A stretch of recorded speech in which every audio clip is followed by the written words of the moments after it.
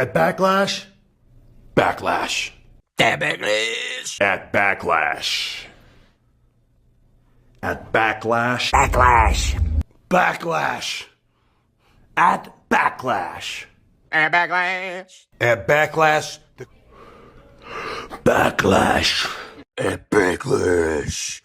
Yo, what is up, guys? Welcome back to a brand new video, and today I'll be giving you my WWE Backlash 2026 predictions. As you guys know, I haven't uploaded in about a year, but you guys have been clamoring for content, and I'm back to be making it for you guys. Hope you guys enjoyed this video. Please like and subscribe. Comment down below if you want any new kind of videos. Do you have any ideas for me? Please let me know. Let's get into the video.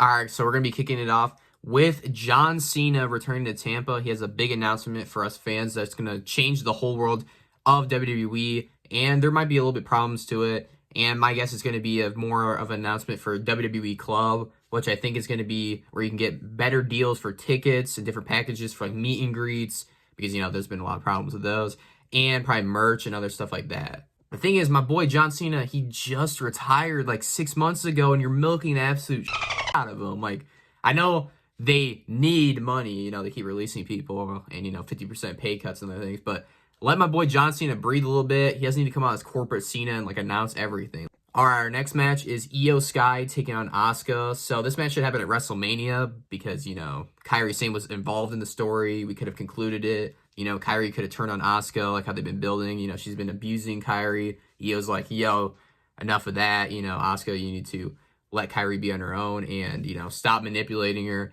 Asuka's like, no, she has to be by my side. You're just in the shadow of Rhea Ripley. So we're getting this match now after being released like almost 2 weeks ago. And I'm hyped for the match, even though, you know, the story is just like basically non-existent. So give me Iyo Sky to beat Auska. And Sane will not be coming back due to, I don't think it was as big as R-Truth, and I don't think they're really going to be like, yeah, we need to bring back even though they should, but I don't think it's going to be happening. All right, next up, we have Danhausen and a mystery partner taking on the Miz and Kit Wilson. So Kit Wilson and the Miz got cursed a couple weeks ago. You know, Miz's daughter's bikes got stolen. Danhausen went into his house. He went to his pool. Kit Wilson's been getting attacked. The ref's trying to count 3. Hand is halfway up.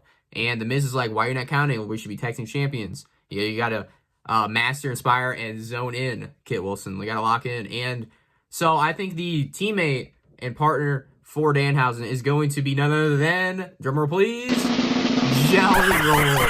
This is exciting for another Jelly Roll match. We need the celebrities in there, am I right? No, not at all.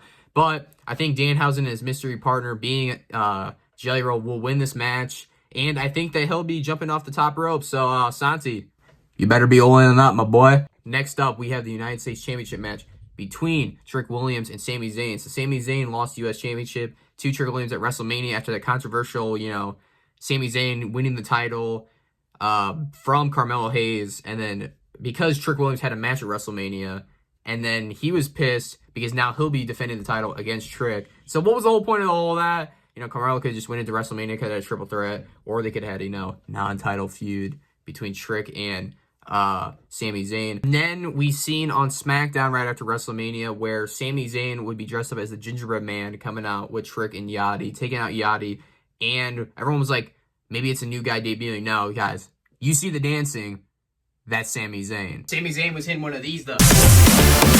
No, don't clip that.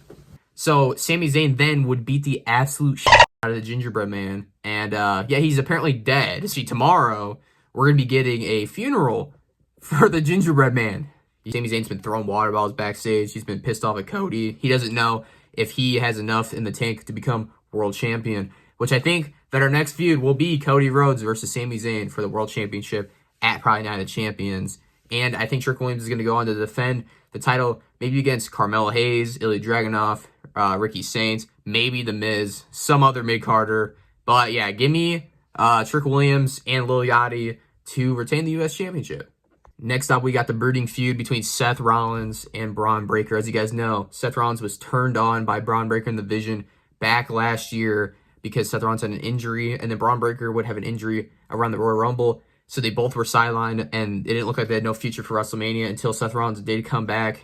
And we were wondering who's he going to be fighting. Paul Heyman's like, yo, we're sending Gunther out of you. You get Gunther.